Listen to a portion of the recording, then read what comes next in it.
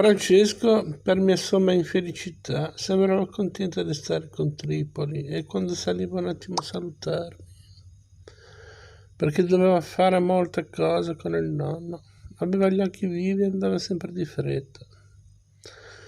In quel periodo in cui io fui triste e sola a causa del suo abbandono, in questo infatti si traduceva però la sua assenza, qualunque fosse la ragione per la quale mi privava di sé.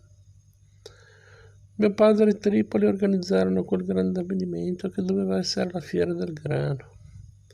Insieme andarono per masserie e i contadini si avvicinavano astuti e sospettosi. A uno li convinsero tutti e in un quadernino scrissero i nomi di quelli che erano d'accordo e come e quando ciascuno avrebbe depositato il grano nel consorzio.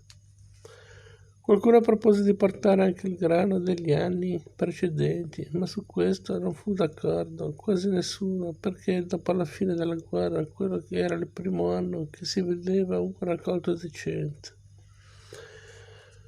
Lo dobbiamo far arrivare fino a Milano il vostro grano, diceva soddisfatto Tripoli.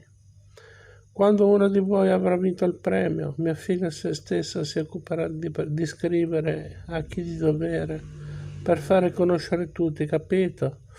Scandiva eccitato tutti i nomi di quelli che hanno partecipato alla fiera e per mettere il grano in vendita al prezzo più alto. Ci occuperemo noi. Concludeva trionfante, di farvi guadagnare al massimo, perché siate contenti. E voi cosa ci guadagnate voi? Domandava qualche bifurco. Più spigliato, fate forse beneficenza. Puzza via la beneficenza, urlava Tripoli ridendo. Mio padre era un prete spogliato e a casa mia si trattano solo affari con i cristiani. Certo che ci guadagniamo anche noi, voi forse che non ci guadagniamo?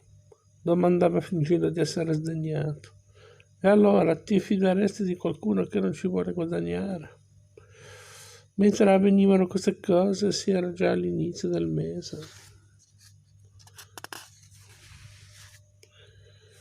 di giugno e il tempo del raccolto era vicino.